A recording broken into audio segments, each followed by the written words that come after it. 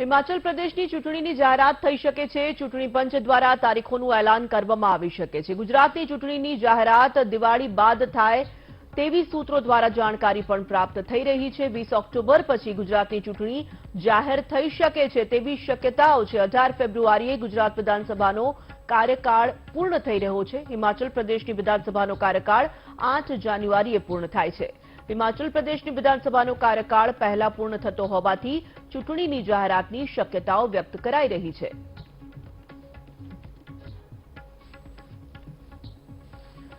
સંવાદદાતા મેહુલ દેસાઈ જોડાયા છે ફોન લાઈન પર। મેહુલ, આજે ચૂંટણી પંચની પત્રકાર પરિષદ છે। અચકળો છે કે હિમાચલ પ્રદેશ અને ગુજરાતની ચૂંટણીની જાહેરાત થઈ શકે છે, પરંતુ સંભાવનાઓ જે દેખાઈ રહી છે કે હિમાચલ પ્રદેશની તારીખો આજે જાહેર કરી શકે છે ચૂંટણી પંચ।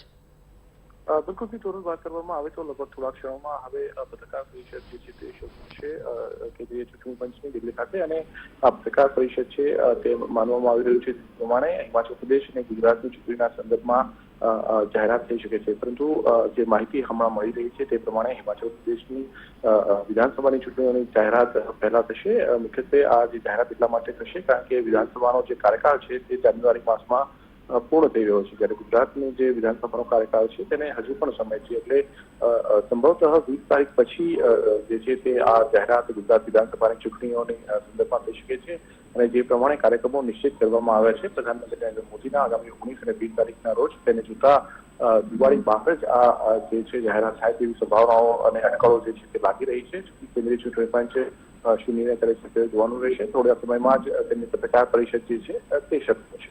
જી, ધન્યવાદ Mehul.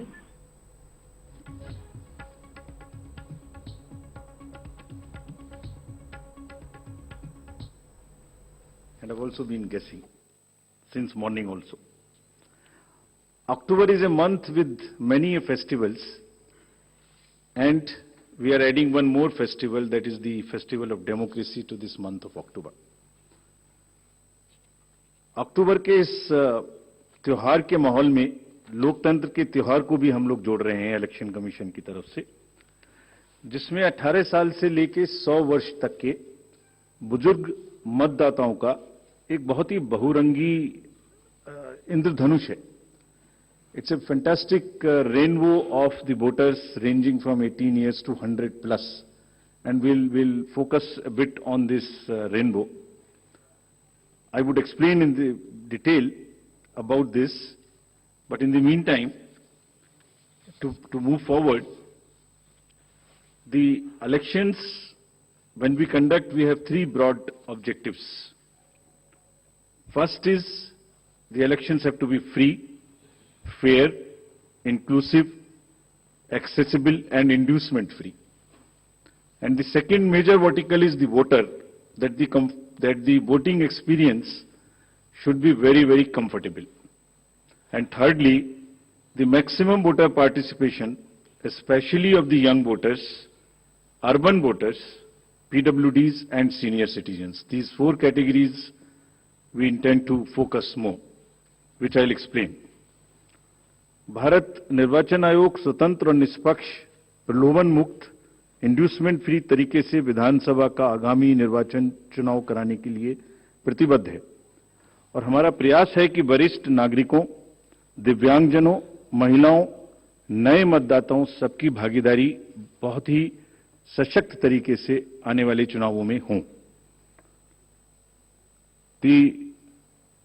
Through the vast reach of the media, I would request first that interaction will start with the wish that our appeal is being heard by most of the voters, and they will come out to participate wholeheartedly in this forthcoming festival of democracy.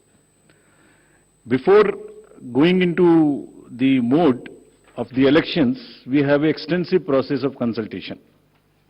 And the magnitude and scale of our elections is really awe-inspiring, as you all know. For the last few months, our entire team, which you are seeing here, has been working on organizing these elections, ranging from the electoral rolls to the management of logistics to various things which we will explain. Periodic reviews were done by them. The Commission also went to the states where the elections are due, and we had detailed meetings with the DOs, with the SPs and with all the enforcement agencies, chief secretaries, DGs, and everyone who is involved in either conduct of elections or in the enforcement side of this. We also simultaneously discussed the COVID situation, as it has been bothering in the last 2 rounds of elections. We had a detailed discussion with the Health Secretary, Union Health Secretary, and also with the Chief Secretaries and DGs of the concerned states, Health Secretaries. It doesn't seem to be that much of a concern now, but still, the states have been advised that they will continue to follow the 5-fold strategy of test, track, treat, vaccinate, and follow the appropriate behavior. We have revised our guidelines, which are in this form, essentially saying that they have to follow the norms set by the Health Ministry and also the respective SDMAs in the states if there is any situation that warrants the tightening or the graded response to the COVID situation. Friends, the first and foremost thing in conducting an election is the electoral roll. A healthy, error-free electoral roll is the primary step, that is the base on which the entire elections are held. And the special summary revision has just happened. The electoral rolls have been published in the concerned states. And during this exercise, the Commission has laid a special emphasis on registration of new age voters, women, transgenders, and persons with disabilities. In order to ensure a clean electoral roll, the photographically similar entries, PSCs, and demographically similar entries have been found through the use of software and field verification.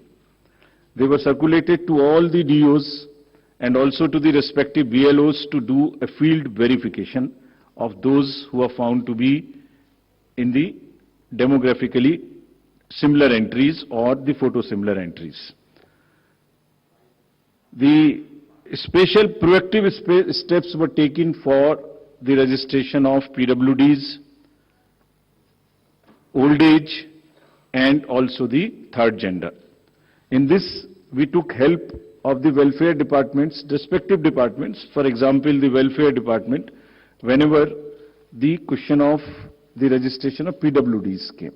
So whomsoever they were giving scholarship, we just cross-checked that they are our voters. To address the issue of urban apathy, we found that there is generally an urban apathy. If I can give you an example, in the 2019 elections, general elections, and if we list all the, say, 7-8 districts where the voting has been least, 4 of them happen to be the metropolitan cities. It's all in our statistics book, which we have published. I am not naming them here, but we are focusing on the urban apathy very, very seriously. In this, our CEOs are signing the MOUs with the departments and with the industry and with the organizations who have more than 500 persons. And we have reached out to the colleges and the educational institutions. What is expected is that after the voting, if the nodal officers are appointed in these organizations with 500 plus voters, and we will try and persuade those voters after the elections, the leave-taking and non-voting voters, we will try and reach to them and say, please join next time. So that's a kind of a awareness which we will start. The Election Commission of India, in pursuance of the legal amendments, had made 4 dates, as you are all aware. And this, by virtue of this, there is a now every quarter, first of the every quarter, one can apply for the registration. And the new, now onwards, the electoral rolls will be updated every quarter. और निर्वाचन आयोग की इस पहल पर कानून में जो बदलाव किए गए, जिसके कारण 4 डेट्स में संभव है, और अब पोल गोइंग स्टेट्स में नामांकन के दिन तक भी अभी मतदाता में सूची में नाम जुड़वाया जा सकता है. तो इसमें यह भी आपके माध्यम से अनुरोध है कि अगर इतनी मेहनत करके नए वोटर्स को जोड़ने के लिए कमीशन ने और फील्ड स्टाफ ने मेहनत की है, तो उनको भी आगे बढ़ के वोट देने आना चाहिए. Friends, I'll also tell you how many specifically benefited by this amendment. I'll come to it and tell you. In an election, voters are our primary stakeholders, and therefore, even those who do not have a voter epic, by and large, we have now ensured that the voting epic card reaches everyone. It's being delivered even now, but by chance, if you don't have, there are these many, almost a dozen other documents through which one can vote.